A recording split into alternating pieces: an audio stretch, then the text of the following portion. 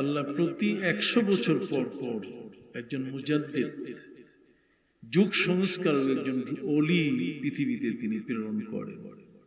আমরা পরিষ্কার ভাষায় বলতে চাই, কোন রাজনৈতিক ব্যক্তি রাজনীতি করে ইসলাম আমাদেরকে দেন নাই। সহিহ মুসলিমের মধ্যে আছে, আমার নবী সাল্লাল্লাহু আলাইহি ওয়াসাল্লাম বলেছেন, আল্লাহ নিজেই বলেছেন, ওয়া ইন্না মিন ইবাদিল্লাহি মান লাউ আকসামা আলাল্লাহি লা আবাররা। আমার এমন বান্দা পৃথিবীর মধ্যে আছে, আল্লাহকে যা বলবেন আল্লাহ সাথে সাথে তা কবুল করে নেন। সাগরের কত অংশ ভাঙবে, নদীর কত অংশ ভাঙবে, এটা আল্লাহ তাআলা হযরত খিজির আলাইহিস সালামকে দায়িত্ব দিয়েছেন। হযরত খিজির আলাইহিস সালাম আল্লাহর ওলিদের সাথে কথা বলে। আল্লামা সাহেব কিবলা রাহমাতুল্লাহ আলাইহি মাঝে মধ্যে সেখানে যেতেন। এটা আটলান্টিক সাগরের সাথে লাগানো। এই আটলান্টিক সাগরের সাথে রোজবেল্টে কোন কোন সময় দেখা যায় যে আল্লামা সাহেব কিবলাকে 10 ঘন্টা 12 ঘন্টার খুঁজে পাওয়া যায় না। তার কারণ সেখানে হযরত খিজির আলাইহিস সালামের সাথে তিনি কথা বলতেন। যিনি বলেন হযরতে খিজির আলাইহিস সালামের সাথে কি বলতেন? কথা বলতেন।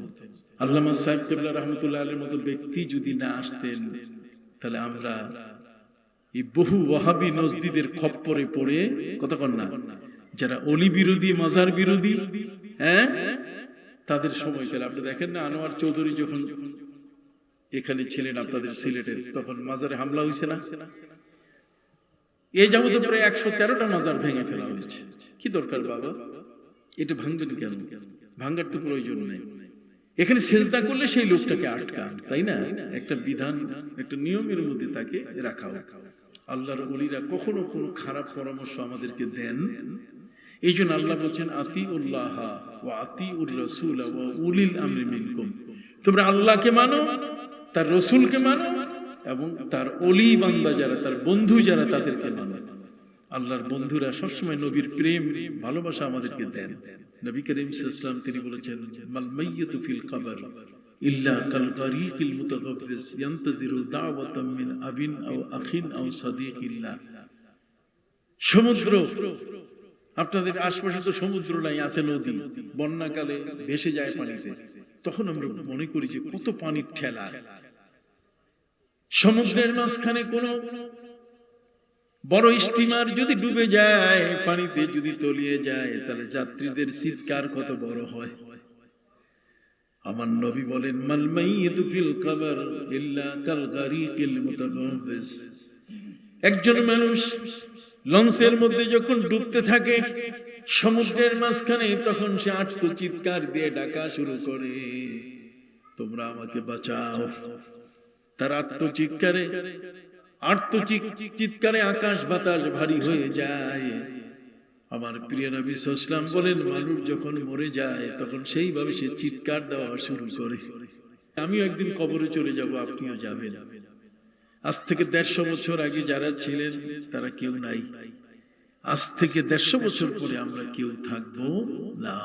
প্রথমত আমাদের জানা দরকার যে আল্লাহর ওলি বলতে গেলে কিছু আছে কিনা। বর্তমান সময়কালে আমাদের সমাজে কিছু মৌলভী সাহেব বের হয়েছে, যাদের বক্তব্য যে এই ধরনের পীর ওলি এদের কাছে যাওয়া যাবে না। পীর ওলি এই শব্দ দুটোকে নিয়ে কেউ কেউ ব্যঙ্গ করে। বড় পীর আব্দুল কাদের জিলানীকে নিয়ে ব্যঙ্গ করে, কিসের বড় পীর, ছোট পীর কোথায়? এই যে আমাদের এতদিন আমরা যে চিন্তাধারা লালন করে আসতেছি, আমরা এতদিন যাবত যেই নিয়ম নীতির উপরে আমরা আমাদের জীবনের আমলগুলো পরিচালনা করে আসতেছি, এখন দেখি তার অনেক উল্টা। আপনার সিলেটবাসী, এদেশে আল্লামা সাহেব কিবলা রাহমাতুল্লাহ আলাইহি তিনি এসেছেন অনেক পরে। যদি তিনি না আসতেন, সিলেটবাসীদের একদল মানুষ আছে যে আলু ভর্তা করে খাইয়া ফেলত, যেগুলো কিছু না।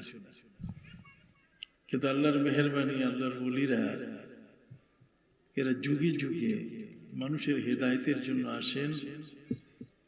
এবং আবু দাউদ শরীফ সিয়াসেত্তার একখানা কিতাব, সিয়াসেত্তার এই কিতাবের মধ্যে লেখা আছে, ইন্নাল্লাহা ইয়াবআসু আলা রাসি কুল্লি মিআতিন মান ইউজাদ্দিদু লাহা দীনাহা। আল্লাহ প্রতি 100 বছর পর পর একজন মুজাদ্দিদ, যুগ সংস্কারক, একজন ওলি পৃথিবীতে তিনি প্রেরণ করেন। মুজাদ্দিদ এই শব্দটি হাদিস শরীফের মধ্যে এসেছে। মুজাদ্দিদ শব্দের অর্থ হচ্ছে যিনি তাজদীদ করেন, নতুন কিছু আবিষ্কার করেন।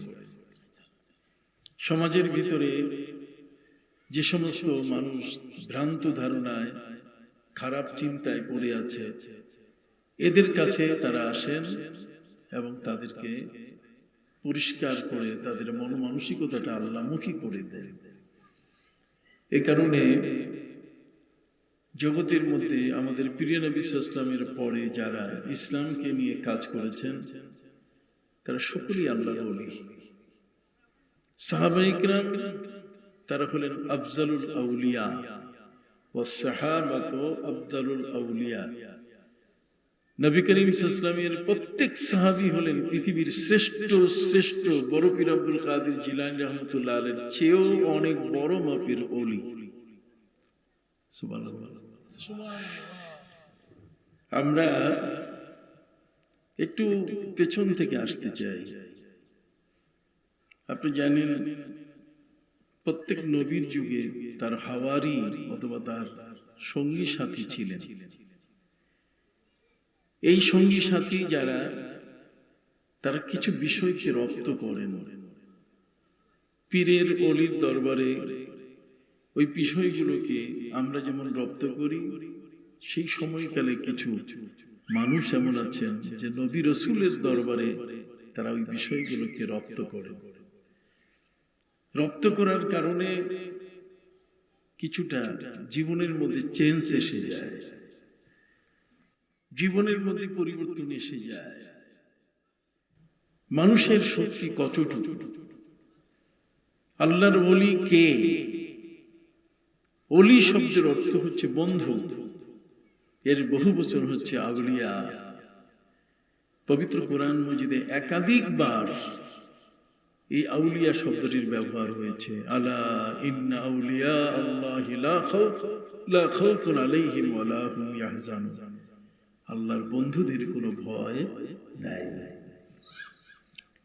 আল্লাহর বন্ধু হতে গেলে এই বন্ধুত্বের একটা স্তর আছে, বন্ধুত্বের একটা স্তর আছে। আপনি যেমন ক্লাস 1, 2, 3, 4, 5 MA পর্যন্ত, অথবা প্রাইমারি, মাধ্যমিক, উচ্চ মাধ্যমিক, কতক্ষণ এই যে স্তর আছে, ঠিক অনুরূপ ভাবে আল্লাহর ওলিদেরও এইরকম কিছু স্তর আছে। এই ওলিগণ মোস্ট পাওয়ারফুল।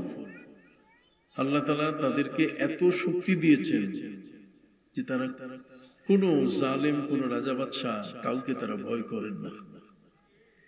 তাদের সাহসিকতা এত বেশি যে তাদের সাহসিকতার কারণে আজকে ইসলাম এই বাংলাদেশের মতো এমন একটি জায়গায়, যার প্রতিটি গ্রাম অঞ্চলের নাম প্রায় হিন্দু রাজা বাদশাদের নামে। কথা বলেন, বিশ্বনাথ কি নাম? এটা তো কোনো মুসলমানের নাম নয়। বিশ্বনাথ এটা কোনো মুসলমানের নাম নয়। কথা বুঝেন নাই? ঠিক অনুরূপ ভাবে যদি আপনি একের পর এক আপনি দেখেন, তাহলে আপনি খুঁজে পাবেন অসংখ্য গণিত নাম এমন পাওয়া যাবে যে নামগুলো হিন্দুদের, কিন্তু পরবর্তীতে এই নামগুলোর পরিবর্তন আনা হয়েছে। যেমন নবীগঞ্জ, হবিগঞ্জ, জকিগঞ্জ, এই শব্দগুলোর পরিবর্তন আনা হয়েছে। এর গোড়াতে গিয়ে দেখবেন কোনো না কোনো হিন্দু মশায় তার নাম সেখানে আছে। আমাদের ঢাকা শহরে নারায়ণগঞ্জ সবার কাছে পরিচিত, রূপগঞ্জ, মানিকগঞ্জ সব পরিচিত। গোটা বাংলাদেশ ব্যাপী আপনি দেখেন সবখানেই এই সমস্ত ব্যক্তি যারা রাজা বাদশাহ, তাদের দেশে আজকে 4.5 লক্ষ মসজিদে আজান হচ্ছে। এদেশে ইসলাম কারা নিয়ে আসলেন?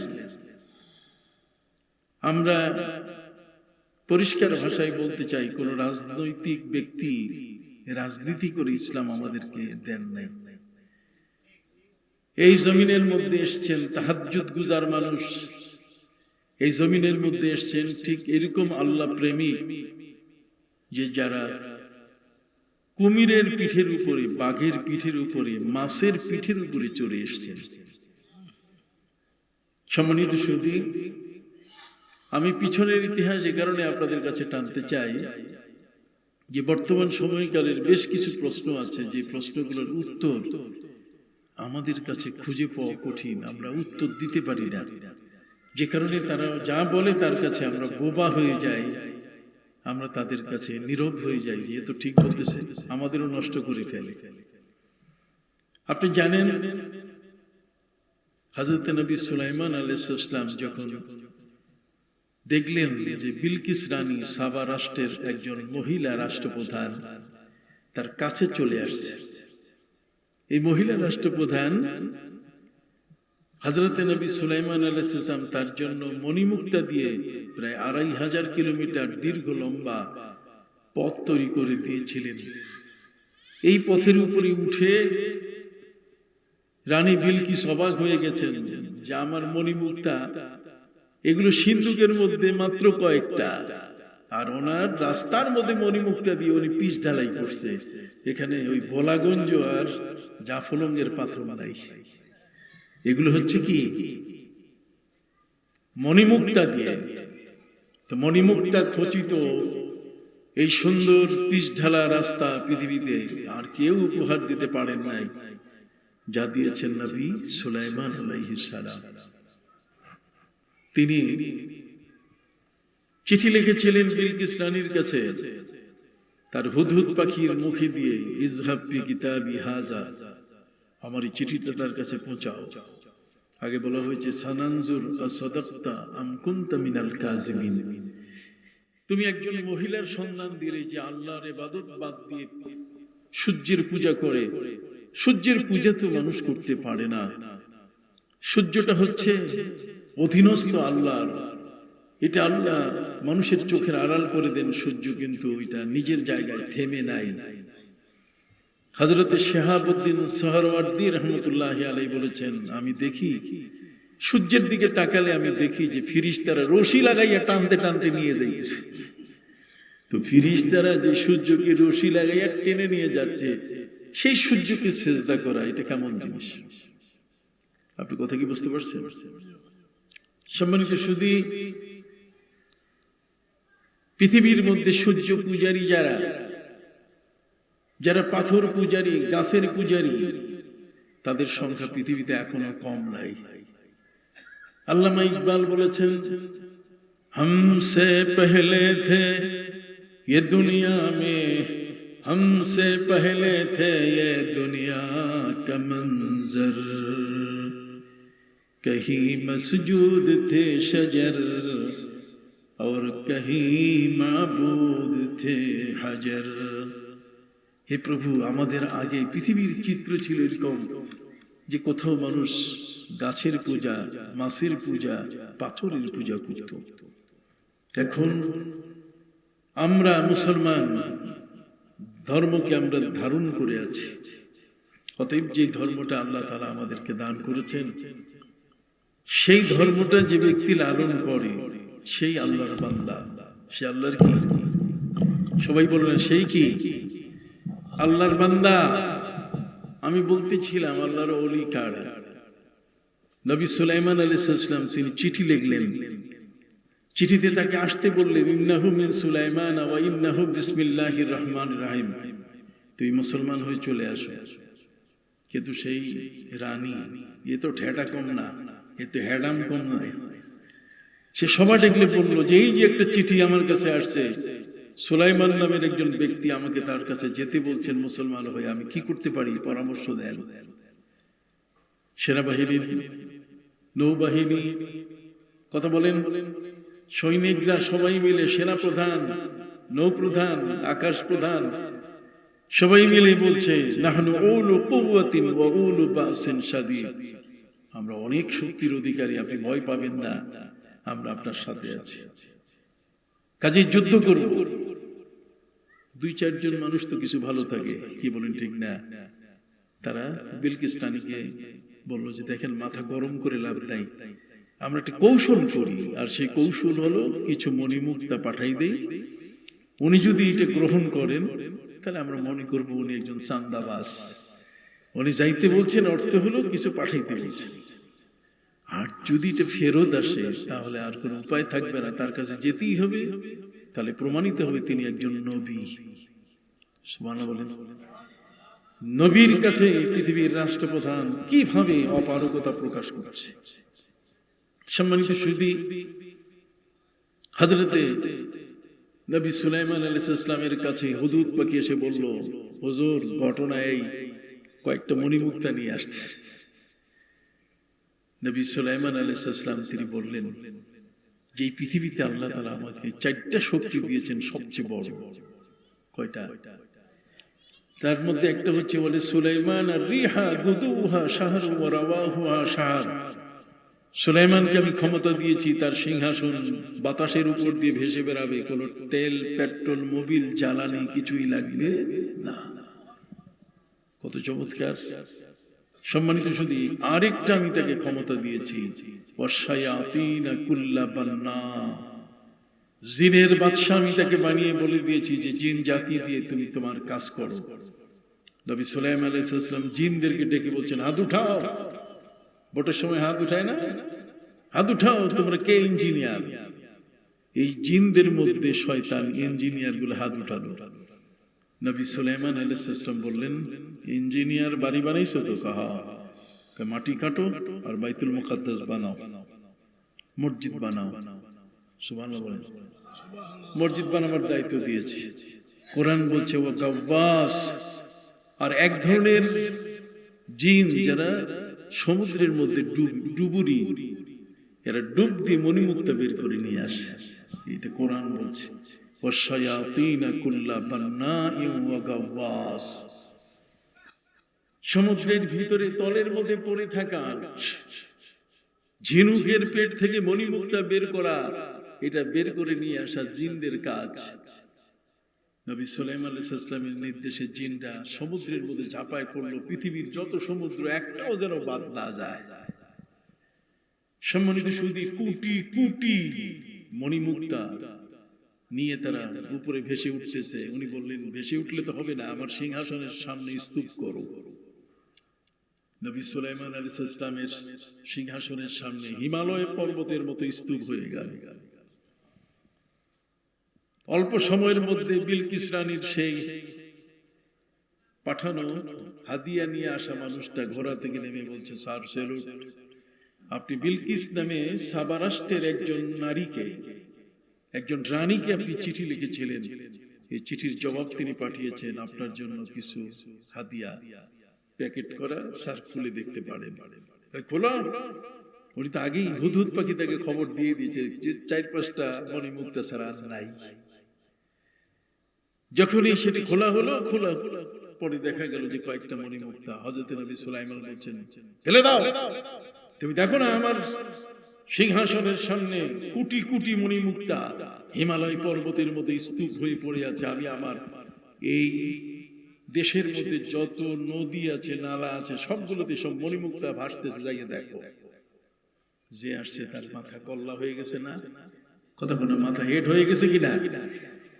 এখন সে সার মাপসাই সাইরা দে কাইন্দাবাসী চলে গেছে, যাইয়া বিলকিসকে বলছে, ম্যাডাম কাম হবে না, উনি চান্দাবাজ না, ওনার সিংহাসনের সামনে যে পরিমাণ মণিমুক্তা স্তূপ হয়ে আছে আপনার কিছুই নেই, কাজে ম্যাডাম যেভাবে হোক যান। রওনা হয়ে যখন আসতেছে নবী সুলাইমান আলাইহিস সালামের বর্ডারে সাবা রাষ্ট্র থেকে যখন সে পা রেখেছে, তার আগেই নবী সুলাইমান আলাইহিস সালাম জিনদেরকে বলছেন ওই মণিমুক্তা দিয়ে পিচ ঢালা রাস্তা করে দাও, আর পাখিদেরকে বললেন যে তোমরা একটা পাখি আরেকটা পাখির ডানার সাথে ডানা মিলিয়ে ছায়া দাও। ম্যাডাম নবী সুলাইমান আলাইহিস সালামের দেশে পা রেখে হেড মাথা হয়ে গেছে, কথা বল না, অবাক কাণ্ড, পাখিগুলো ছায়া দিচ্ছে আর মণিমুক্তার পিচ ঢালা রাস্তা। ২৫০০ কিলোমিটার পথ অতিক্রম করে নবী সুলাইমান আলাইহিস সালামের নিকটে যখন এসে পৌঁছলো, মাত্র ১ মিনিটের পথ। ঠিক ওই মুহূর্তে নবী সুলাইমান আলাইহিস সালাম তিনি সভা ডেকে বললেন যে আর ১ মিনিট আমার সাথে তার দেখা হবে, কিন্তু এই সময়ের মধ্যে ১ মিনিটের মধ্যে কে আছো তোমরা?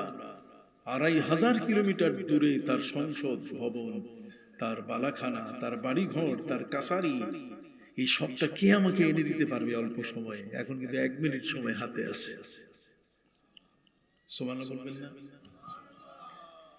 আমি কোরআনের বাইরে বলছি না, পবিত্র কোরআন মজিদের সূরা নামল আপনি খুলে দেখেন, নবী সুলাইমান আলাইহিস সালামের ওই সবার মধ্যে একজন ভূত, একজন পেতনি বসা ছিল।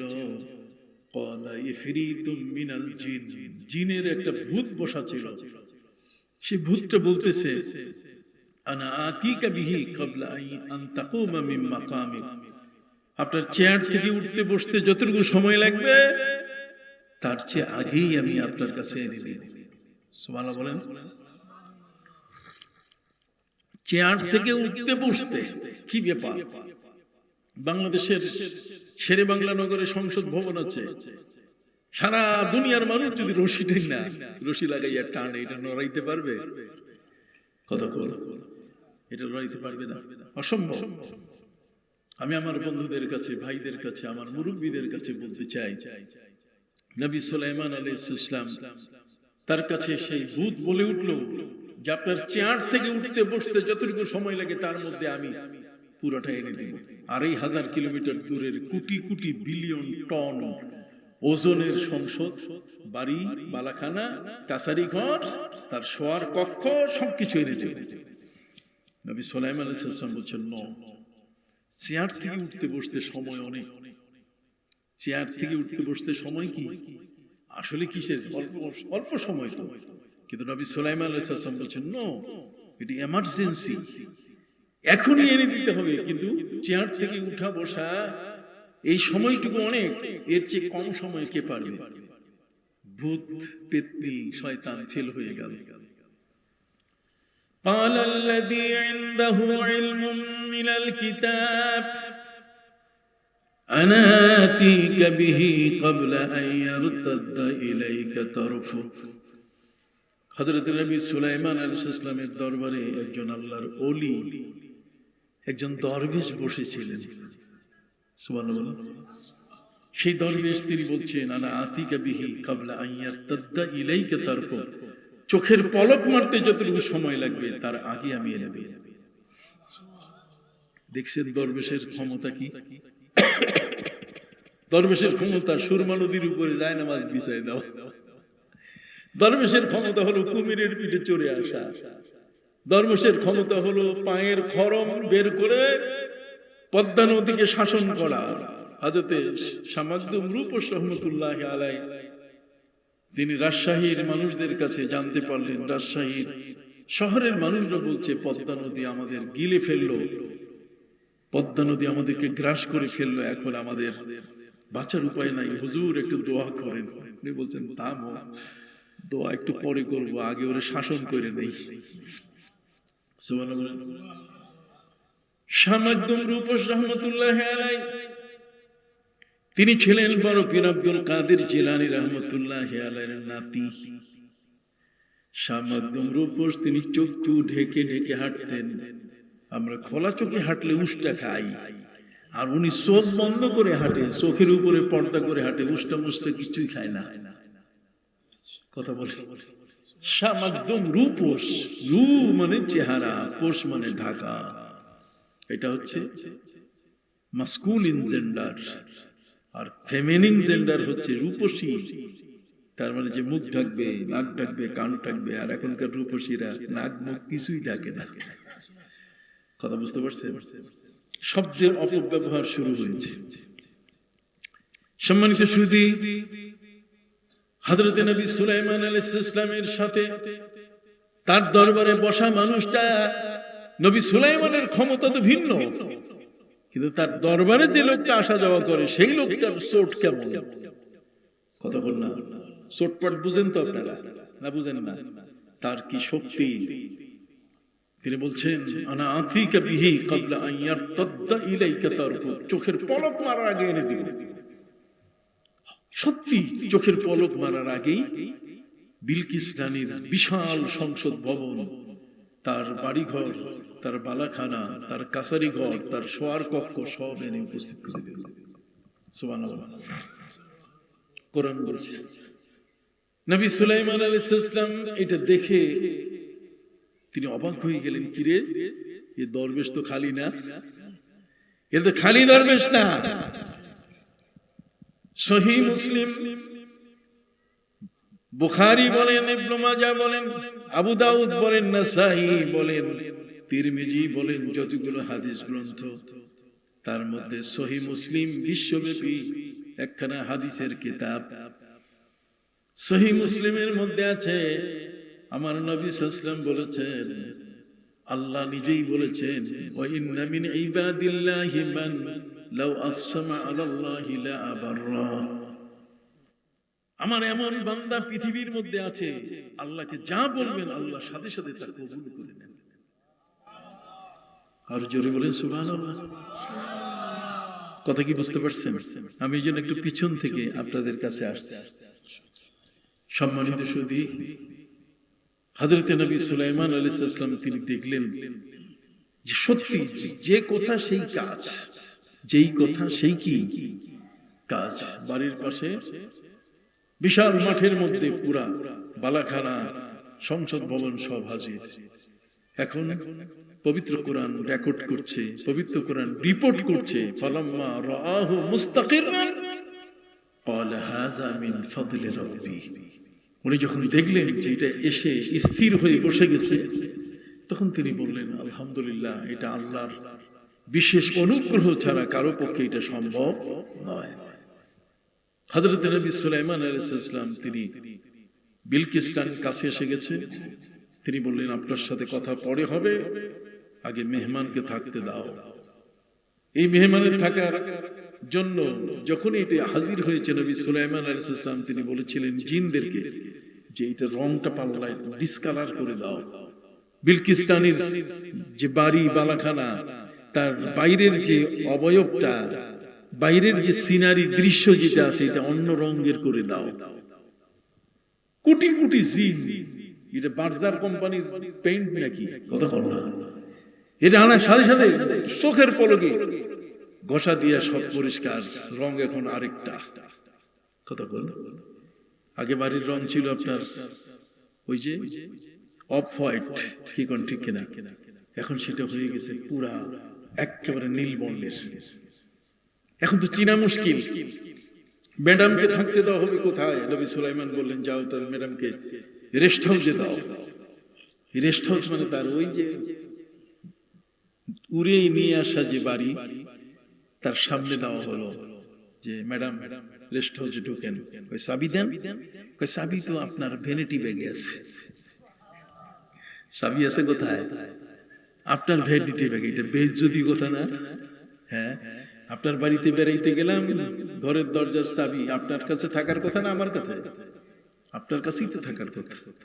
নবী সুলাইমান আলাইহিস সালামের কাছে তিনি আপত্তি তুললেন যে কি বলেন, আমি এসেছি আপনার দরবারে আপনার ডাকে, আর আপনি এমন এক জায়গায় রেস্ট হাউস রেস্ট নেওয়ার জন্য দিলেন যেখানে তালার চাবি আপনি, দরজার চাবি আপনি দিবেন না, এটা নাকি আমার ভ্যানিটি ব্যাগে। এগুলো কি সহ্য করা যায়?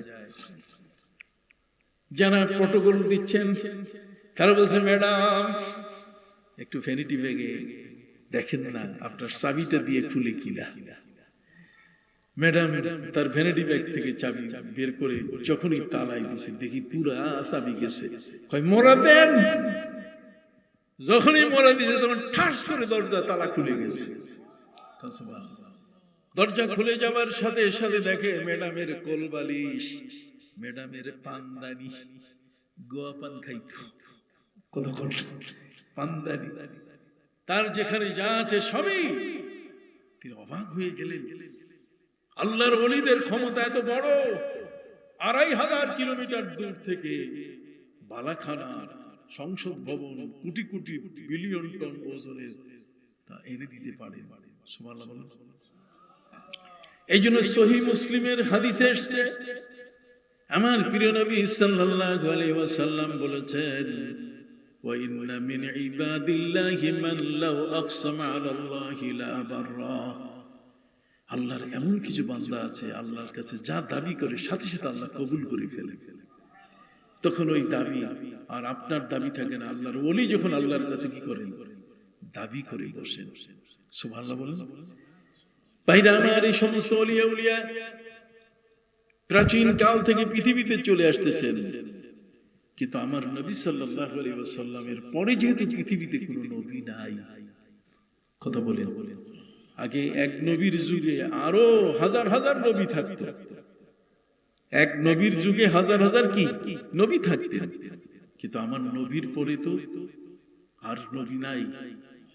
অতএব নবী করিম সাল্লাল্লাহু আলাইহি ওয়াসাল্লাম তিনি বলে দিয়েছেন যে আমার উম্মতের আলেম যারা, এরাই হলো বনী ইসরাইলের এক একজন নবীর সমান। উলামা উম্মতি কামবিয়ায়ে বনী ইসরাইল। নবীজি বলেছেন আমার উম্মতের আলেম যারা, তারা বনী ইসরাইলের একজন নবীর সমান। হাদিস শরীফের মধ্যে এসেছে আমার নবীজি সাল্লাল্লাহু আলাইহি ওয়াসাল্লাম বলেন, মান সাল্লা খালফা আলিমিন কামান সাল্লা খালফা 70 নবিয়্যা। প্রিয় নবী সাল্লাল্লাহু আলাইহি ওয়াসাল্লাম বলেন, আমার কোন উম্মত যদি কোন আলেমের পিছনে নামাজ পড়ে, মান সাল্লা খালফা আলিমিন, যদি কেউ কোন আলেমের পিছনে নামাজ পড়ে, তার ইমামতিতে যদি নামাজ পড়েন, কামান সাল্লা 70 নবিয়্যা, সে যেন বনী ইসরাইলের 70 জন নবীর পিছনে নামাজ পড়ল। কথা কি বুঝতে পারছেন? এই আলিম ওলামাদের মধ্যে কিছু ভাগ আছে, পার্থক্য আছে। এই আলিম ওলামাদের মধ্যে যারা মহিলাদেরকে নিয়ে মিছিল করে, ওরা ওলিয়া উলিয়া হইতে পারে না, যদিও কেউ টাটকা ওলি বলে। জিন্দা ওলি যদি 1000 বারও বলে, ও জিন্দা ওলি হবে না, কারণ মহিলাদেরকে ঘর থেকে বের করেছে। ওয়াকারনা ফি বুয়ুতিকুন্না ওয়ালা তাবাররাজনা তাবাররুজাল জাহিলিয়াতিল উলা। মহিলা বাহির হলেই শয়তান কয়, ওই দেখ ম্যাডাম আসতেছে, কথা বুঝেন নাই? তখন জায়গা বেজাগায় তার দৃষ্টি নিয়ে যায়। কথা না, ইজা খারাজাতিল মারআতু ইস্তাশরাফা লাহু শাইতান। কোন নারী যখন ঘরের থেকে বের হয়ে যায়, তখন শয়তান সর্বপ্রথম ভূমিকা নেওয়া শুরু করে যে আমার কাম এখন চাবি লাগাইতে হবে। একজন পুরুষের ঈমান নষ্ট করার জন্য, যেখানে পর্দা ফরজ। আপনি কথা কি বুঝতে পারছেন? সম্মানিত সুধী বন্ধুরা আমার, বিনয়ের সাথে আমি আপনাদের কাছে বলতে চাই, আল্লাহর ওলি এমন একদল ব্যক্তি হন, যে ব্যক্তিদেরকে আল্লাহ নবীদের পরে, নবী এবং রাসূল যারা তাদের পরে আল্লাহ তাআলা তাদেরকেও মাহফুজ করেন, গুনাহ থেকে মুক্ত রাখেন। পৃথিবীর মধ্যে আল্লাহর ওলি যেমন হযরত খিজির আলাইহিস সালাম, হযরত নবী মুসা আলাইহিস সালামকে আল্লাহ বলে দিলেন, এই মুসা, তুমি বক্তব্যের মধ্যে বলেছো যে আমি ছাড়া বেশি কেউ জানে না। আল্লাহ বলছেন, আমি মাইন্ড করছি, তুমি ছাড়া বেশি কেউ জানো না। তুমি কি জানো এই পৃথিবীর মধ্যে আমার এমন এক বান্দা পড়ে আছেন, যার শাগিরদ হওয়ার মতো যোগ্যতা তোমার কাছে কি নেই? হযরত নবী মুসা আলাইহিস সালাম তিনি ছিলেন কালিমুল্লাহ। আল্লাহর সাথে কথা বলতে গিয়ে তিনি আল্লাহর কাছে দাবি করলেন, মাবুদ, আপনার সেই বান্দার সাথে আমি মুলাকাত করতে চাই।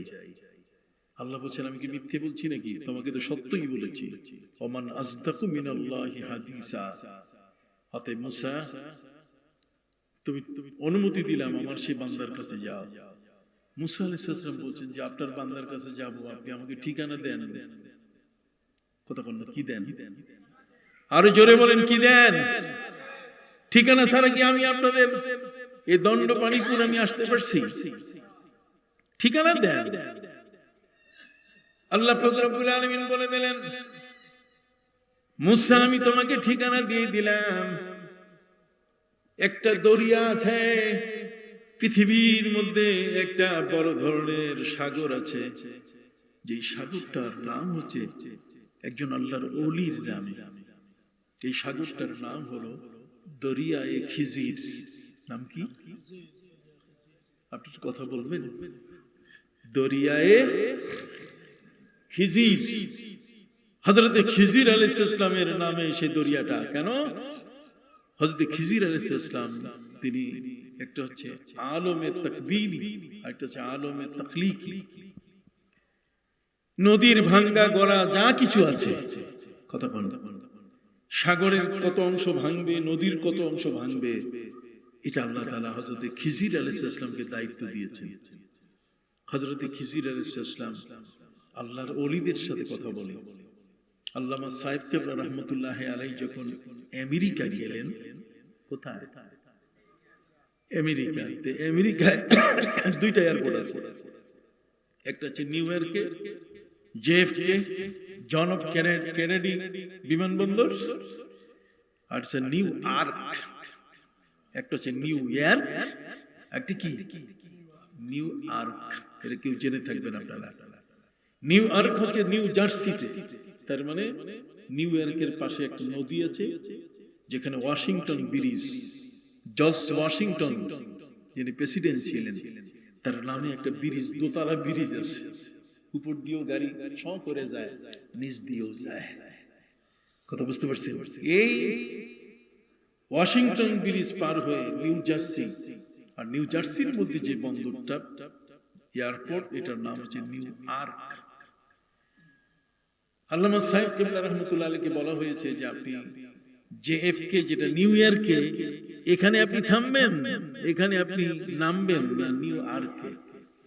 উনি বলছেন আমি নিউ আর্কে নামতে চাই। কোথায়?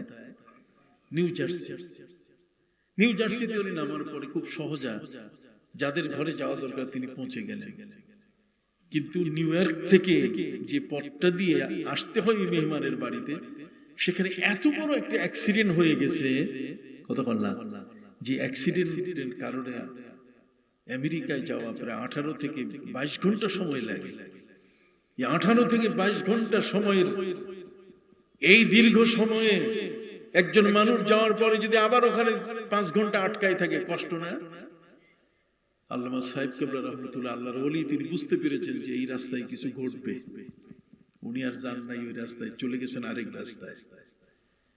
সম্মানিত সুধী, সেখানে একটা ছোট্ট বাগানের মতো আছে যেটাকে রোজবেল্ট বলে। কি বলে? রোজবেল্ট। আল্লামা সাহেব কেবলা রহমতুল্লাহ আলাইহি মাঝে মধ্যে সেখানে যেতেন। এটা আটলান্টিক সাগরের সাথে লাগানো। এই আটলান্টিক সাগরের সাথে রোজবেল্টে কোন কোন সময় দেখা যায় যে আল্লামা সাহেব কেবলাকে 10 ঘন্টা 12 ঘন্টার খুঁজে পাওয়া যায় না। তার কারণ সেখানে হযরতে খিজির আলাইহিস সালামের সাথে তিনি কথা বলতেন। হযরতে খিজির আলাইহিস সালামের সাথে কি বলতেন? কথা বলতেন। আপনি জানেন এই যে করিমগঞ্জের এখানে একটা নদীর পাশে, এটা ভাঙতে ভাঙতে সরকারি রাস্তা ভেঙে শেষ, সরকার বরাদ্দ দিয়েছে যে প্রায় 4 লক্ষ না কত লক্ষ টাকা রাস্তা করার জন্য। উনি যখন যাচ্ছিলেন তখন দেখেন রাস্তা ভাঙা, পার হওয়া কঠিন, পিচ ঢালা রাস্তা সব ভেঙে গেছে। উনি বললেন কেন তোমরা আমাকে আগে বললে না? ঠিক আছে, ফেরার সময় বলিও। ফেরার সময় বলার পরে উনি একটা কাগজে হযরত খিজির আলাইহিস সালামকে লিখছে, জনাব খিজির, এটা আমার এরিয়া, এখানে যে নদীটা ভাঙ্গন সৃষ্টি হয়েছে, এটা ভাঙ্গন রোধ করতে হবে। এটাতে ওই যে সিমেন্টের ব্লক যদি ফেলা হয় তাহলে আর পানি রাস্তা ভাঙে না। আপনি আপনার পক্ষ থেকে কোনো ব্লক টলক কিছুই ফেলা হবে না, সরকারের বরাদ্দ 4 লক্ষ টাকা ব্লক তৈরি করে ফেলার জন্য, বস্তা ওখানে বালু দিয়ে মুখ বন্ধ করে ফেলবে যাতে ঢেউয়ে এটা ভেঙে না যায়।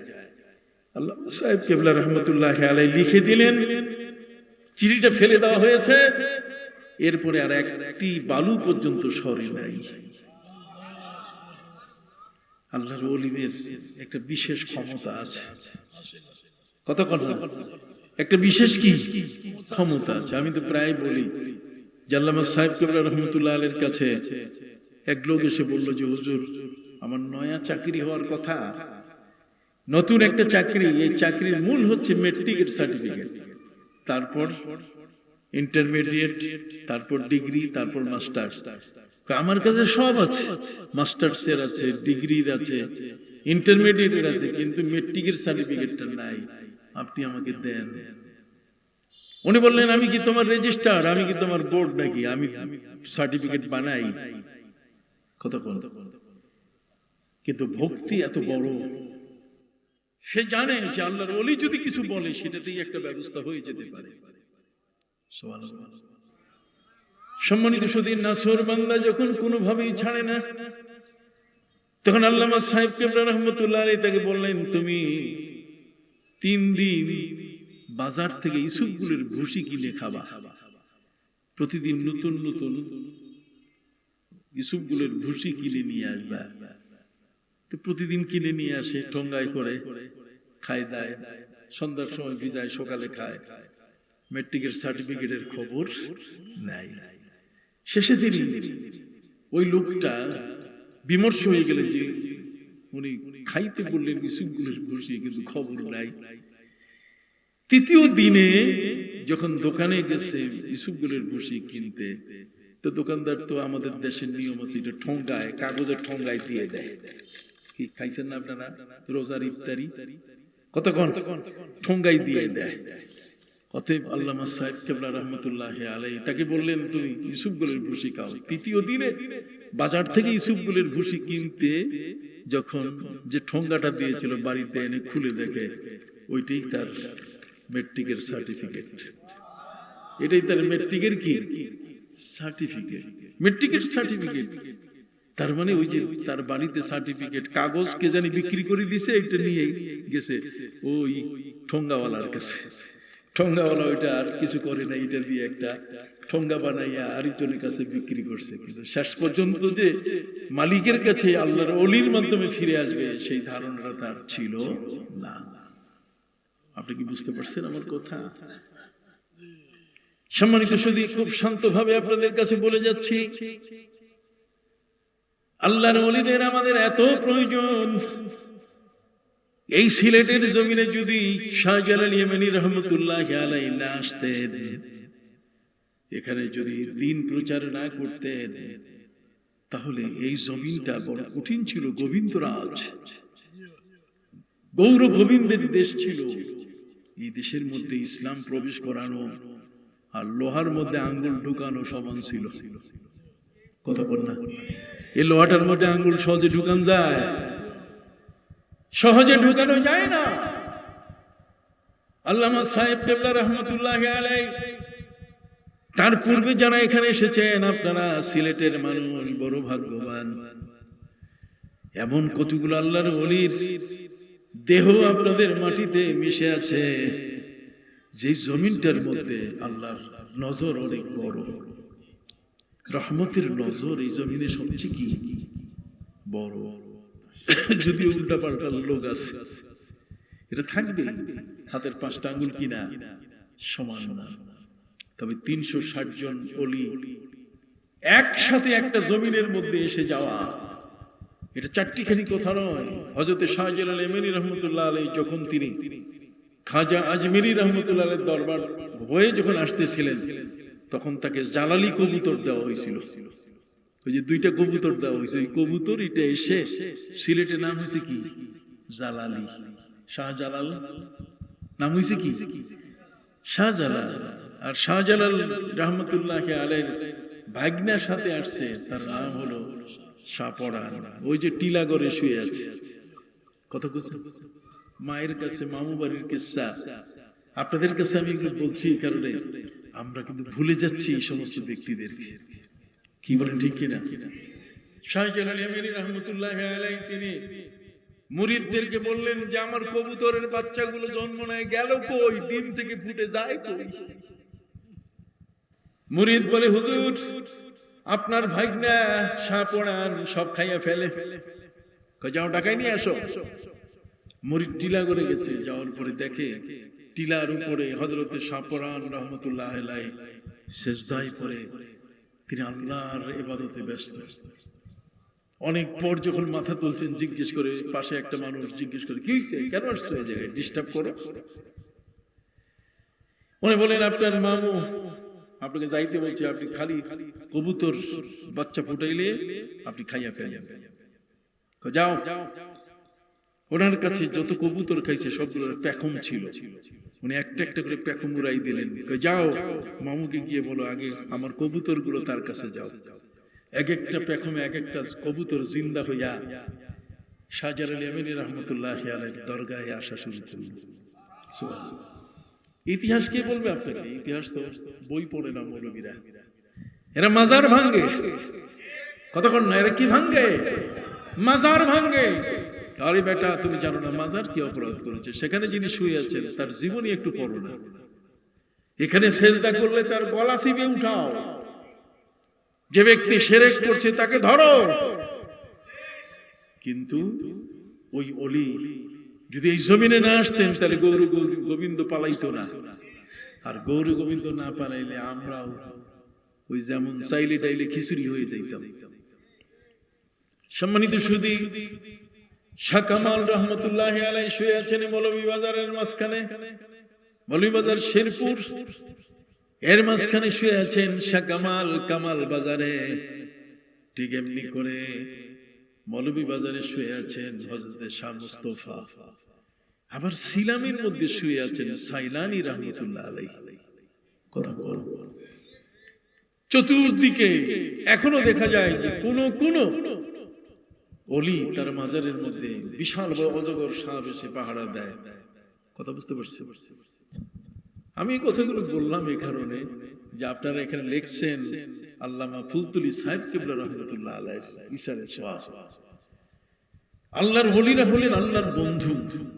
হযরতে মুসা আলাইহিস সালাম যখন বললেন আমি বেশি জানি, আল্লাহ বলেন তুমি কিছুই জানো না, আমার এমন এক বান্দা আছে যার শাগিরদ ছাত্র হওয়ার মতো যোগ্যতা তোমার কাছে কি? নবী মুসা আলাইহিস সালাম বললেন মাবুদ ঠিকানা দেন, আমি যাব দেখি শাগিরদ হইতে পারি কিনা।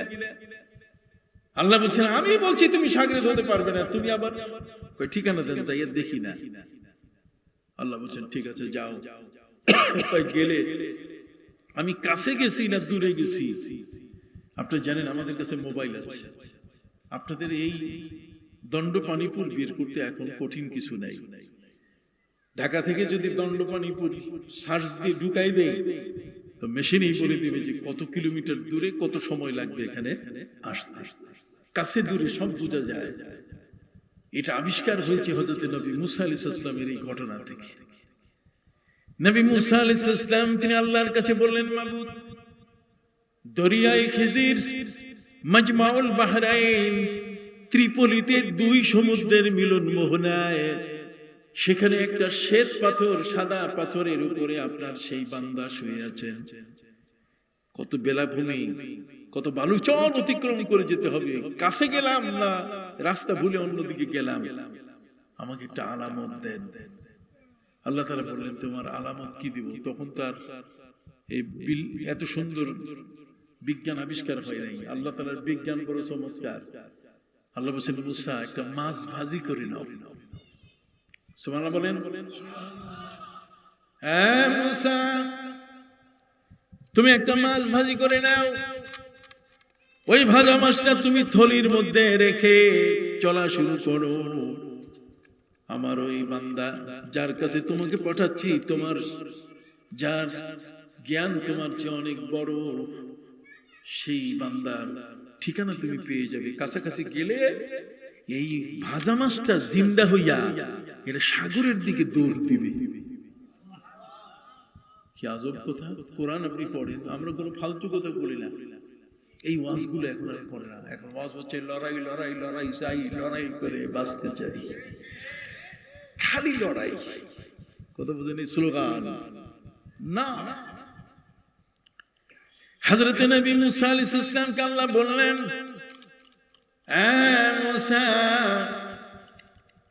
তুমি একটা মাছ ভাজি করে তোমার থলিতে নাও, আর সেই ভাজা মাছটা যখন থলি থেকে বের হয়ে জিন্দা হয়ে সমুদ্রের দিকে দৌড় দিবে, তুমি সেখানে থেমে যাইও, তার আশপাশেই আমার ওই বান্দা আছে।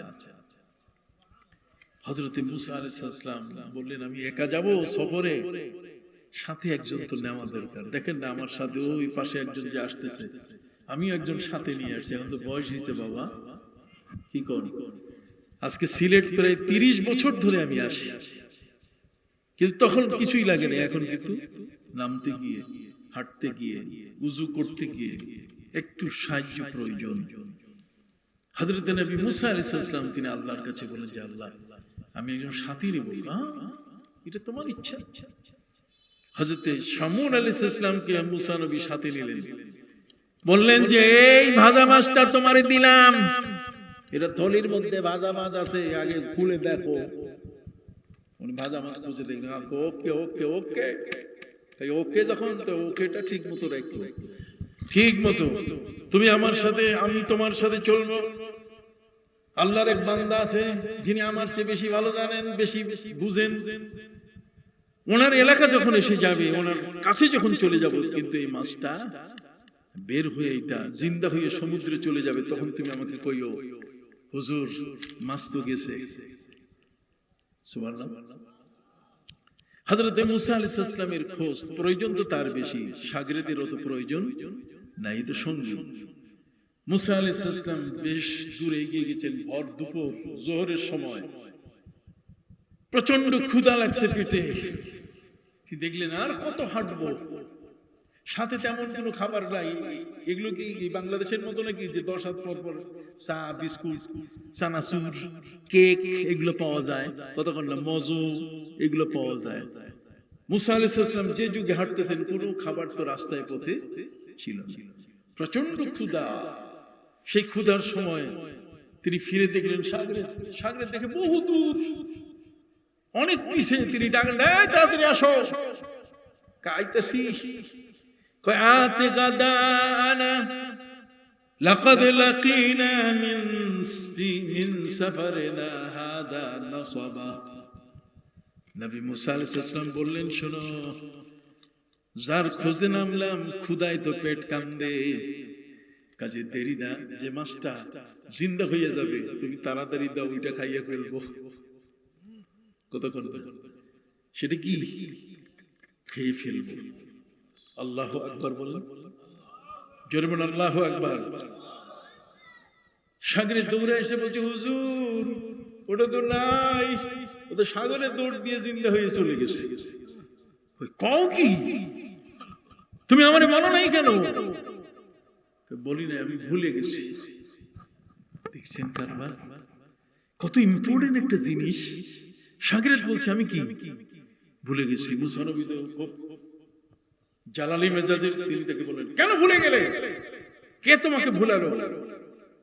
তখন সে সাগরে বলা শুরু করলে, ওয়ামা আনসানিহু ইল্লা শাইতান, শয়তান আমাকে ভুলাই দিছে। এই জন্য আমাদের দেশের সিস্টেম আর সৌদি আরবের মধ্যে হোটেলের সিস্টেম আলাদা। এক সৌদি আরব আরাবিয়ান আমাকে নিয়ে একটা হোটেলে গেল, তো সে দেশের নিয়ম হচ্ছে আপনি যা খাবেন ওখানে চার্ট দেওয়া আছে, আপনাকে বলে দিতে হবে কম্পিউটারে যে আপনি মুরগি খাবেন ফ্রাই, কতক্ষণ না আপনি রুটি খাবেন, না আপনি সেখানে অন্য কিছু খাবেন, কোক লাগবে না কি লাগবে, সবকিছু আপনার বলে দিতে হবে। তারপর পানি কয়টা পয়সা দিয়ে তারপর খাবার আনতে হবে। সম্মানিত শুধু পয়সা দিয়া এই আরাবিয়ান আমারে খাওয়াইলো, সে মেন্দি ছাগলের গোশত, যেটা মাটির নিচে পাকায়, খাইতেছি। খাওয়া দাওয়ার পরে একটা পানির প্রয়োজন হলো। এখন ওই যে বেয়ারার যেগুলা, ওয়েটার যেগুলা, তাদেরকে ডাক দিয়ে এসে বলছে যে ওয়াহিদ মুয়া, জি ওয়াহিদ মুয়া, একটা পানি দাও। কয় টাকা দেন। কয় এতগুলো খাইলাম, টাকা তো দিব, তুমি পানিটা নিয়ে আসো। কেন, আগে টাকা দেন। কারণ এতগুলো খাবার কিনলাম, 2 জন মানুষ খাইতেছি, একটু পিপাসা লাগছে, এখন তুমি টাকা নিবা না পানি দিবা কোনটা? আগে টাকা। কেন? দেখেন আমি মালিকের কর্মচারী, মালিকের কর্মচারী হিসেবে মালিক আমার কাছে দায়িত্ব দিছে তার টাকাটা ঠিক মতো বুঝাই দেওয়া। আমি আপনাকে পানি দিলাম আর সেটা যদি আমি ভুলে যাই, টাকা নিতে ভুলে যাই, তাহলে মালিক ক্ষতিগ্রস্ত হয়ে যাবে। কয়টা পাইলা কয়টা আদম আলাইহিস সালাম ও নিজে ভুলে গেছেন, বাবা আদম যেখানে ভুলেছেন সেখানে আমার ভুলে যাওয়াটা অসম্ভব কিছু না। কাজী স্যার এই ভুলাভুলি নাই, মানুষ যেন ক্ষতিগ্রস্ত না হয়, আমার মালিক যেন ক্ষতিগ্রস্ত না হয়, একটু দয়া করে কি দেন, টাকাটা দেন। বুঝতে পারছো? এ টাকা দিবে না, একলাই পানি আনো।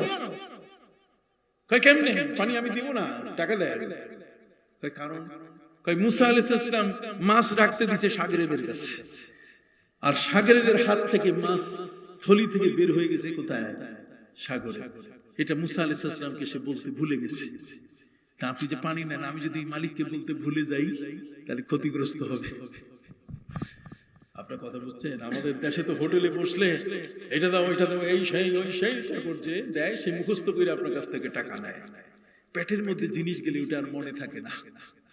কথা কন না? পেটের মধ্যে যদি খাবার যায় সেটা কি মনে থাকে না। আল্লাহু আকবার বলেন। ইসলামের কতগুলো সিস্টেম আছে। হযরত নবী মুসা আলাইহিস সালাম তিনি বললেন, কি হলো, মাছ গেল কই? তাড়াতাড়ি দাও, ক্ষুধা লাগছে। কয় মাছ তো জিন্দা হইয়া সাগরে গেছে। কয় তাহলে চলো, ফারতাদ্দা আলা আসারিহি কাসাসা। কথা বলতে বলতে কয় চলো ব্যাক করো, কোন জায়গায় মাছটা চলে গেছে, ওই জায়গায়।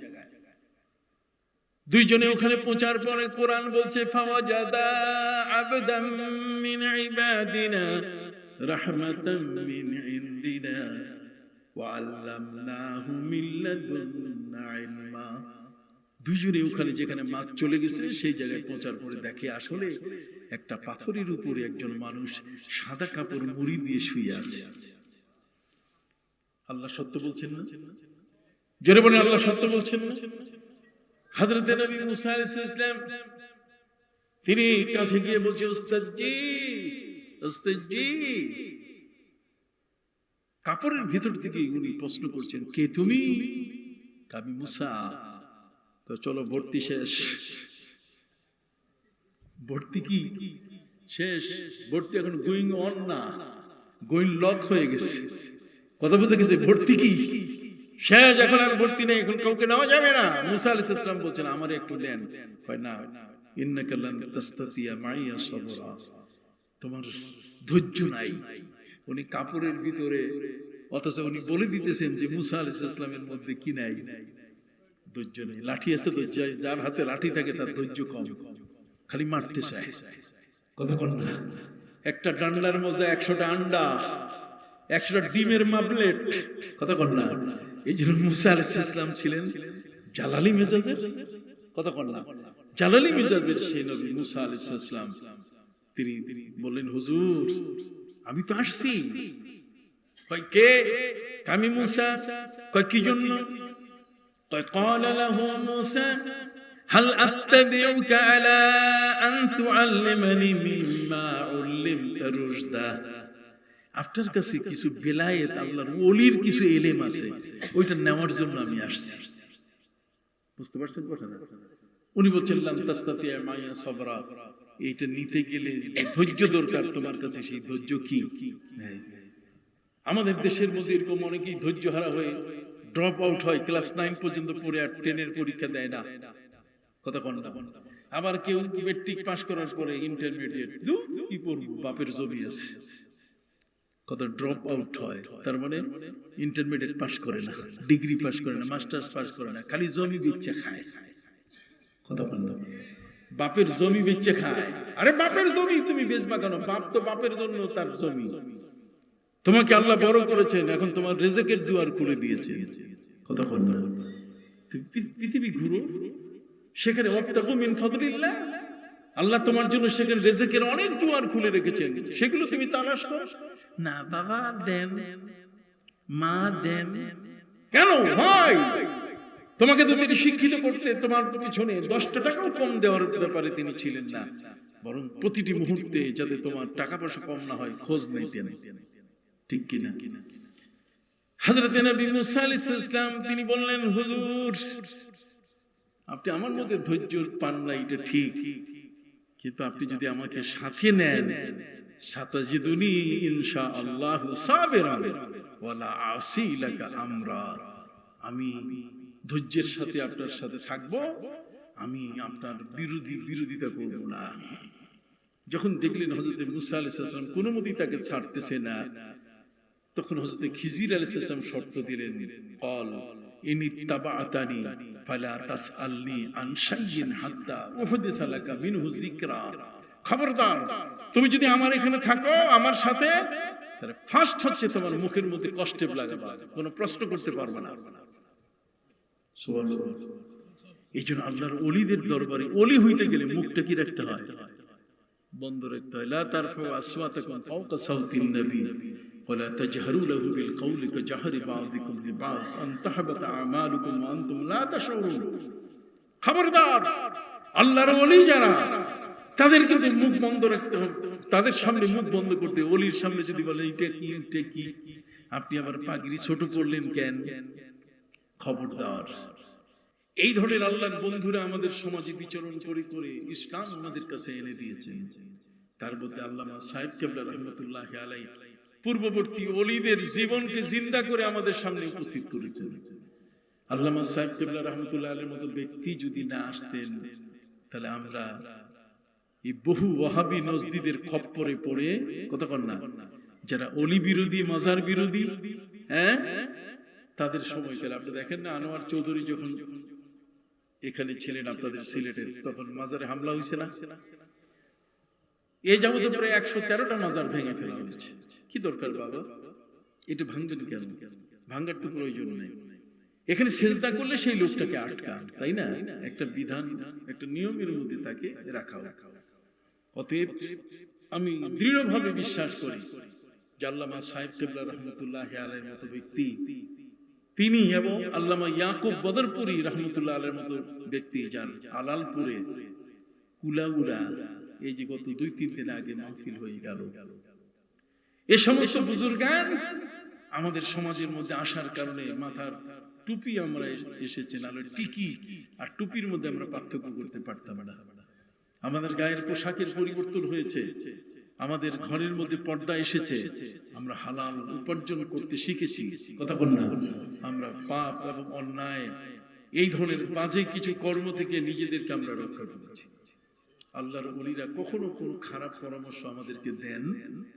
এই জন্য আল্লাহ বলছেন আতিউল্লাহ ওয়া আতিউর রাসূল ওয়া উলিল আমরি মিনকুম, তোমরা আল্লাহকে মানো, তার রাসূলকে মানো, এবং তার ওলি বান্দা যারা, তার বন্ধু যারা, তাদেরকে মানো।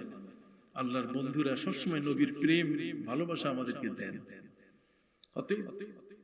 আপনারা এই জন্য ফুলতুলি দরবারে যান, সারসিনা দরবারে যায় মানুষ, কতক্ষণ ফুরফুরা দরবারে যায়। এই সমস্ত আল্লাহর ওলিরা সোনাকান্দা সহ, আড়াইবাড়ি সহ, ধামতি, কুমিল্লা সহ এই সারা বাংলাদেশের যে সমস্ত ওলিদের মাজার, ওলিদের যে আস্তানা, তাদের যে থাকার জায়গা, এর মাধ্যমে এক একটা বিশাল বড় আলো সারা পৃথিবীতে ছড়িয়ে পড়েছে, যার ফসল হিসাবে আজ বাংলাদেশে ইসলাম 4.5 লক্ষ মসজিদে আজান হচ্ছে। সুবহানাল্লাহ। এটা সবচেয়ে, এটা এমনি এমনি আসে নাই, ওলিরা তৈরি করছেন, আল্লাহর ওলিদের তৈরি করা জিনিস। এগুলা পুলিশের লাঠি দিয়ে মসজিদ তৈরি হয় নাই, যে পুলিশ এসে লাঠি দেখাই যায় যে নামাজ পড়তে হবে মসজিদ বানাও, এটা তো না। পুলিশের লাঠিতে, আর্মির লাঠিতে, র্যাবের লাঠিতে আসে নাই। অতএব সেই ওলিদের কাছে আপনারা যাবেন, কথা বুঝতে পারছেন? এক। আরেকটা হলো আপনাদের যারা মুর্দেগান, যারা দুনিয়া থেকে চলে গেছেন, তারা আপনাদের উপর একটা দাবি রাখেন। যারা কবরে চলে গেছেন, কেউ আপনার বাবা, কেউ আপনার মা, যারা কবরে চলে গেছেন, কেউ আপনার ভাই, কেউ আপনার বোন, যারা কবরে চলে গেছেন, কেউ আপনার সহপাঠী, ছোটকালে একসাথে এক স্কুলে এক মাদ্রাসায় পড়ছেন, কি বলেন ঠিক কিনা? এই মানুষগুলো মাটির নিচে আছে, আপনি মাটির উপরে, শুধু তফাৎটা মাটি, কথা বল, দোতলা আর নিচতলা, নিচতলায় মাটির তলে পড়ে আছেন আপনার এই ধরনের ব্যক্তিরা, এরা কারা, এদের কি অবস্থা? আমি ছোট্ট করে এটা একটু তুলে ধরি। নবী করিম সাল্লাল্লাহু আলাইহি ওয়াসাল্লাম তিনি বলেছেন, মাল মাইয়িতু ফিল কবর ইল্লা কাল গারিকিল মুতাগাফফিস ইয়ানতাজিরু দাওয়াতাম মিন আবিন আও আখিন আও সাদিকিল্লাহ। সমুদ্র, আপনাদের আশপাশে তো সমুদ্র নাই, আছে নদী, বন্যাকালে ভেসে যায় পানিতে, তখন আমরা মনে করি যে কত পানির ঠেলা। সমুদ্রের মাঝখানে কোন বড় স্টিমার যদি ডুবে যায়, পানিতে যদি তলিয়ে যায়, তাহলে যাত্রীদের চিৎকার কত বড় হয়। আমার নবী বলেন, মাল মাইয়িতু ফিল কবর ইল্লা কাল গারিকিল মুতাগাফফিস। একজন মানুষ লঞ্চের মধ্যে যখন ডুবতে থাকে সমুদ্রের মাঝখানে, তখন সে আর্তচিৎকার দিয়ে ডাকা শুরু করে, তোমরা আমাকে বাঁচাও। তার আর্তচিৎকারে আকাশ বাতাস ভারী হয়ে যায়। আমার প্রিয় নবী সাল্লাল্লাহু আলাইহি ওয়াসাল্লাম বলেন, মানুষ যখন মরে যায় তখন সেইভাবে সে চিৎকার দেওয়া শুরু করে। মরে গেলে পরে তার ভাষা আমরা বুঝি না। রে ভাইরা, পৃথিবীর জীবন হলো আমল, এখানে কোনো হিসাব নাই। আর কিয়ামতের ময়দানে কবরের জগতের মধ্যে আমল নাই, কিন্তু হিসাব আছে। কথা কবরে আছে হিসাব, আমল নাই। আর পৃথিবীতে আছে আমল, এখানে কি নাই? হিসাব নেই। এখানে আপনার কিয়ামতের ফয়সালা নয়। অতএব এই দুনিয়ায় বসে আপনার যে সমস্ত লোক কবরবাসী হয়েছেন, আপনি কি জানেন আপনার মা কবরের মধ্যে আপনার জন্য অপেক্ষা করতেছে? কবরের মধ্যে অপেক্ষা করতেছে। কাশফুল কুবুর, কিছু আল্লাহর ওলি আছে, চক্ষু বন্ধ করলে কবরে কি অবস্থা এটা বুঝতে পারেন। নবী করিম সাল্লাল্লাহু আলাইহি ওয়াসাল্লাম তিনি দুইজন কবরবাসীর পাশ দিয়ে হাঁটতে গিয়ে তিনি দেখেছেন যে তাদের কবর শাস্তি হচ্ছে। তিনি বললেন, আম্মা আহাদুহুমা ইয়ামশি বিন নামিমা। তাদের মধ্যে একজন, যে ব্যক্তি চুগলখুরি করত, মানুষের মধ্যে দ্বন্দ্ব সৃষ্টি করত। ওয়া আম্মাল আখিরু লা ইস্তাতিরু মিনাল বাউল। আর দ্বিতীয় যেজন দাঁড়াইয়া পেশাব করত, অথবা এমন ভাবে পেশাব করত পেশাবগুলো গায়ের ছিটা চলে আসতো। নবী করিম সাল্লাল্লাহু আলাইহি ওয়াসাল্লাম বলেন, দুই কারণে তাদের কবরে কি হচ্ছে? শাস্তি হচ্ছে। নবীর চোখে ধরা পড়ছে। কিন্তু আমরা কবরস্থানের পাশ দিয়ে যাই, আমরা কি কখনো দেখি? আমরা কি শুনি? প্রিয় নবী সাল্লাল্লাহু আলাইহি ওয়াসাল্লাম তিনি বলেছেন, হাত্তা ইয়াসমা কারনা আলাই।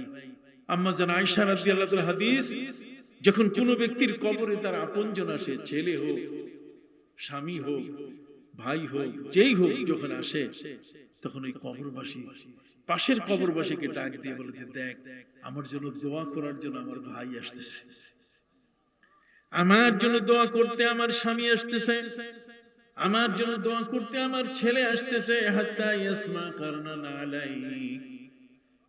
কানের মধ্যে ওই ছেলের পায়ের শব্দের আওয়াজ কানে চলে আসে। কবরবাসী সেটা জানতে পারে। এই জন্য কবরবাসী সবচেয়ে বড় কাঙ্গাল। নবী করিম সাল্লাল্লাহু আলাইহি ওয়াসাল্লাম তিনি বলেছেন যে যখন তুমি নামাজ পড়বে, তোমার নামাজের সাথে তোমার মা বাবার নামাজটা পড়ে নিও।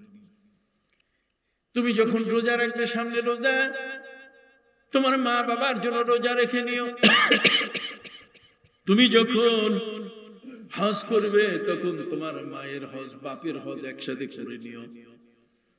সাহাবায়ে কেরাম জিজ্ঞেস করেন, হুজুর, নিজের নামাজের সাথে, রোজার সাথে, হজের সাথে মা বাবার নামাজ, রোজা, হজ কিভাবে আদায় করা যায়? আল্লাহর নবী সাল্লাল্লাহু আলাইহি ওয়াসাল্লাম তিনি বললেন, তুমি নামাজ পড়ার পরে যে সওয়াবটা হবে, আল্লাহর কাছে বলবো যে আল্লাহ, আমার এই সওয়াবটা যা তুমি দিছো এটা মা বাবাকে দিয়ে দাও। নবী করিম সাল্লাল্লাহু আলাইহি ওয়াসাল্লাম বলেন, খোদার কসম, তোমার এক বিন্দু পরিমাণ সওয়াব কমবে না। হজের সওয়াব, রোজার সওয়াব, নামাজের সওয়াব সব পাঠাই দেওয়া যায়।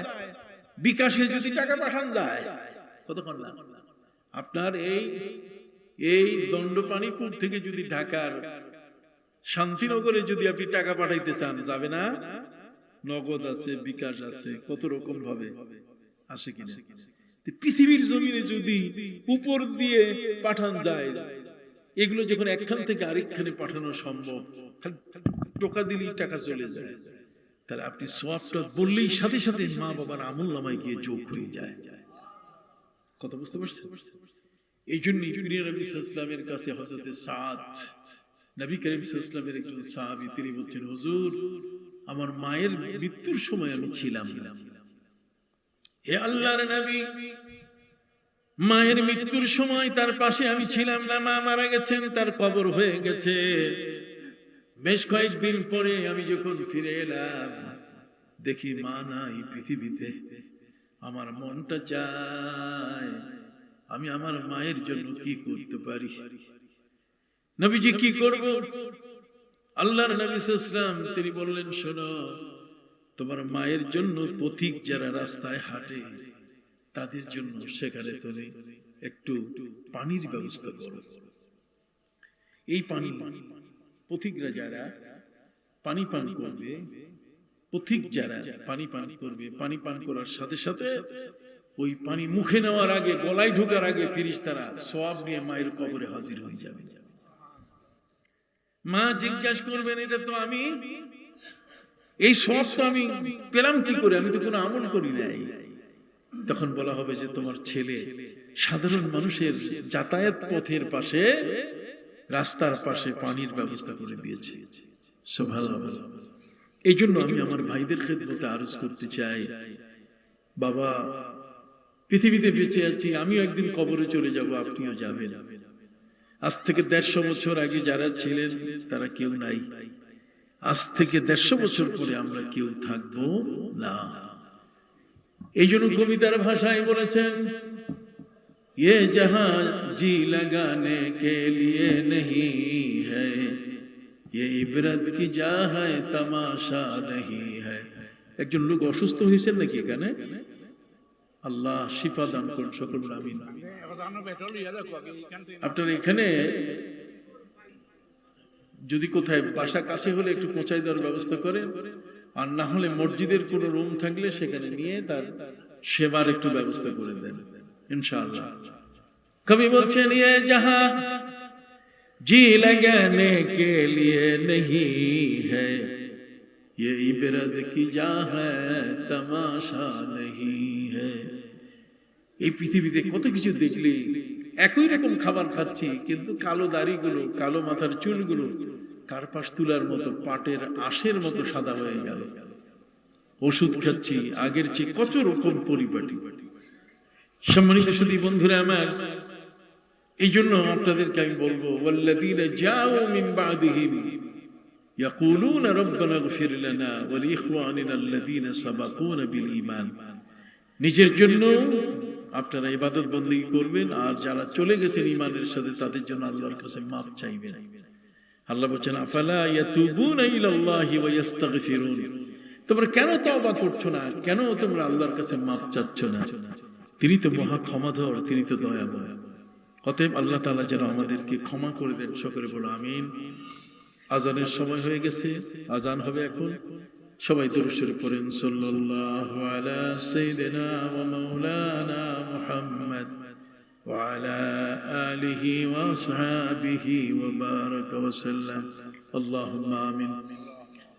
ربنا ظلمنا أنفسنا وإن لم تغفر لنا وترحمنا لنكونن من الخاسرين رب العالمين। দণ্ডপাণীপুর গ্রামবাসীর উদ্যোগে আজকের এই মাহফিলটি অনুষ্ঠিত হচ্ছে। আল্লাহ চলতেই থাকবে মধ্যরাত পর্যন্ত। বারগাহে এলা যারা কষ্ট স্বীকার করে এখানে এসেছেন, তাদের সবার উপস্থিতি আপনি কবুল করে নেন। সামনে মাহে রমজান, আমাদের কপালে রোজা নসিব করে দেন। সামনে লাইলাতুল কদর, আল্লাহ কদরের রাত আমাদের কপালে নসিব করে নেন। এদেশের বহু মানুষ প্রবাসে আছে, আল্লাহ প্রবাসী মানুষগুলো সহ এই গ্রামবাসী এলাকার মা বোন সহ সবাইকে আপনি কবুল করে নেন। তামামের হাদিয়াগুলো নবীজি রওজা মুবারকায় বকশিশ করে দেন। নবী রাসূল গাউস কুতুব আউলিয়া বড় পীর আব্দুল কাদের জিলানী, খাজা মুঈনুদ্দিন চিশতি আজমিরি সহ বাবা শাহজালাল আলী আমিরি, শাহ মখদুম, শাহ আলী, শাহ পরান, শাহ আমানত, শাহ ফতিহুল্লাহ, শাহ গরিবুল্লাহ, শাহ আলী বাগদাদি, সরসিনা দরবারের শাহ সুফি নিসারউদ্দিন, আবু জাফর মোহাম্মদ সালেহ, শাহ মোহাম্মদ মুহিবুল্লাহ, আল্লামা ইয়াকুব বদরপুরি, আল্লামা সাহেব কেবলা ফুলতলি রহমতুল্লাহ আলাইহি সহ আল্লাহ সকল ওলিয়া উলিয়ার রূহের হাদিয়া বকশিশ করে দেন। জানা নাই গো মাবুদ কার মা জননী কবরে, কার বাবা কবরে, রব্বির হামহুমা কামা রব্বায়ানি সগীরা। আল্লাহ মা বাবার জীবনের গুনাহ মাফ করে দেন, মা বাবাকে বিনা হিসেবে জান্নাতুল ফিরদাউস নসিব করে দেন। যার ঘরে মা বাবা বেঁচে আছেন জীবন ভরা মা বাবার খেদমত করার তৌফিক দান করুন। আয় আল্লাহ পাক, এখানে অনেক মুরব্বী বসে আছেন, আলেম উলামা যারা আয়োজন করেছেন তাদের সবাইকে কবুল করে নেন। অসুস্থ রোগীদেরকে আপনার দারুশ শিফা থেকে মুক্তির ব্যবস্থা করে দেন। এই মসজিদ এলাকাবাসী গ্রামবাসী সবাইকে কবুল করে নেন। সুবহান রাব্বিকা রাব্বিল ইজ্জাতি আম্মা ইয়াসিফুন ওয়া সালামুন আলাল মুরসালিন والحمد لله رب العالمين بحرمة لا إله إلا الله محمد رسول الله. السلام عليكم ورحمة الله.